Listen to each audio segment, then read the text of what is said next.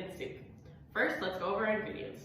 For this recipe, you will need 3 cloves of garlic, 1 bell pepper, you can choose the color, 14.5 ounces of crushed or diced tomatoes, 1.5 pounds of boneless, skinless chicken breast, 3 cups of chicken broth, half a cup of onion, you can choose the color once again, 1/3 a cup of Parmesan cheese shredded, 1 tablespoon of dried basil, 2 teaspoons of dried oregano, 1/8 of a teaspoon of red pepper flakes, 4 ounces of dry uncooked gemelli or penne pasta, you can choose. We're also adding mushrooms, and then a little bit of Parmesan cheese or basil for garnish.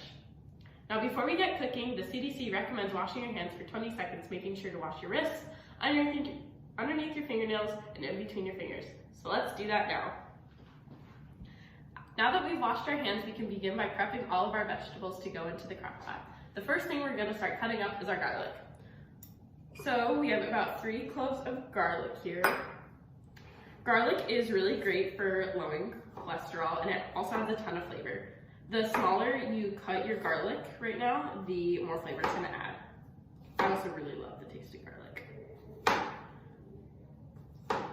So when mincing your garlic, you're gonna try and cut it as small as possible. If you have a garlic mincer, which is like a little press that kind of presses it into the mince shape, you can use that. But if you don't, you can just cut it.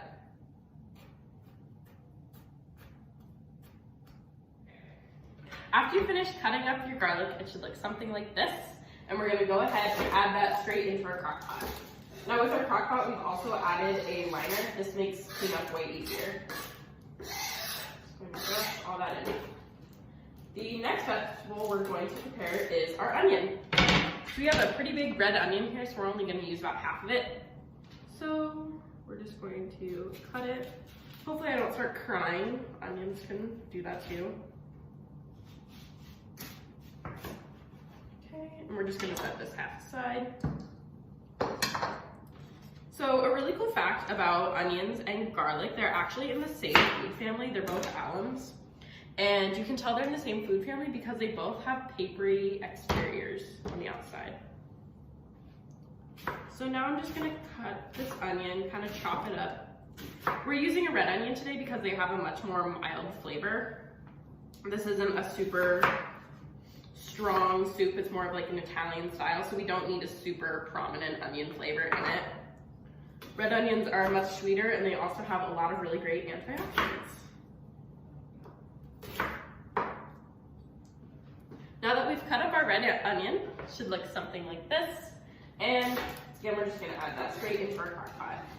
This recipe is really nice because most of your work outside the crock pot is just cutting up your vegetables. The rest you can just toss in. Okay. Now that that's done, the next vegetable we're going to prepare is our bell pepper. So we have a red bell pepper today. This thing is actually huge. So I'm just gonna pull out the stem and stuff first. I'm just gonna cut around the top part carefully.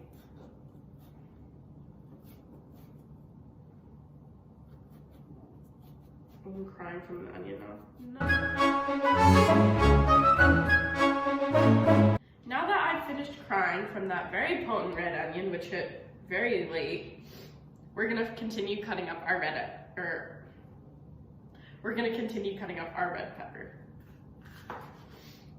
So bell peppers have a lot of really great antioxidants, vitamins, minerals in them. They're really great for supporting your eye health, and they're also really great for supporting immune health, which is really important right now as we're headed into winter and people are starting to get sick more.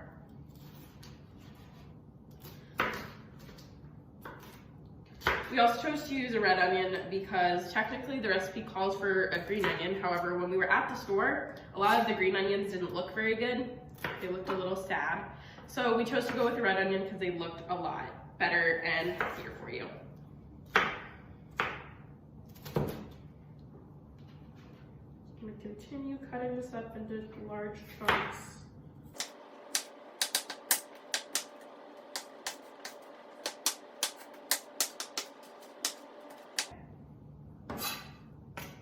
After we finish cutting up our red onion, it should look something like this. Once again, dump it in the crock pot.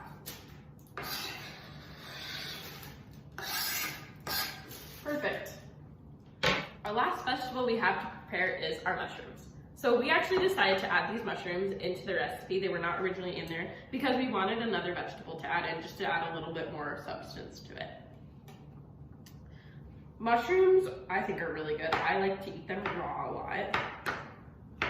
And they're really great for supporting memory health, which is really important when you're in college and needing to remember things for a big test or whatever in your classes.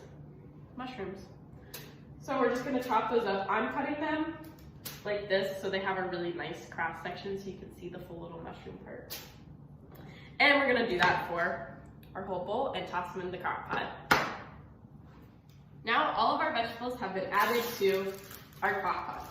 I should mention that before we started cutting any of our vegetables, we did wash them off to get rid of any leftover dirt or grocery store preservatives so they're healthier.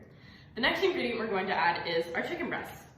Chicken is a really great source of protein, and it's a lean meat, which means it is higher in protein and lower in fat. One thing to know, because I just touched the chicken with my hand, I am going to wash it now just to get rid of any sort of cross-contamination. The next thing we're going to add is our chicken broth. So with our chicken broth, we actually have these 3 little individual cartons. These are a really great shopping thing to note because if you're doing just a simple recipe like this, you don't need a full container of chicken broth.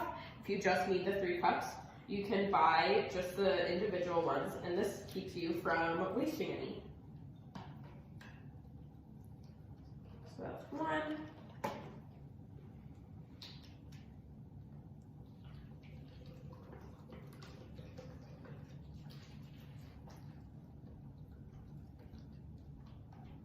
That's 2.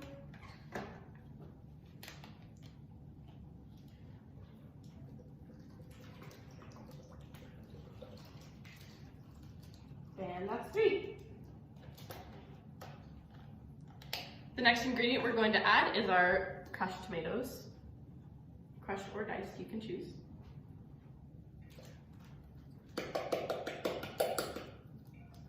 Perfect. And our Parmesan cheese. Parmesan cheese I really like. I could eat it raw all day long. But it's really an interesting cheese because it has a lot more protein compared to other cheeses. And it's actually a lot more sensitive to your body in that if you have some sort of allergy or if you're lactose intolerant, Parmesan cheese might be a great cheese for you to eat. Great.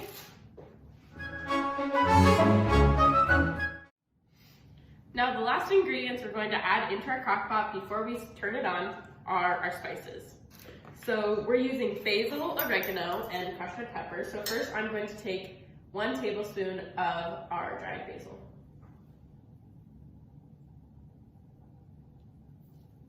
Okay. Next I'm going to take 2 teaspoons of oregano. Here's 1. And here's 2.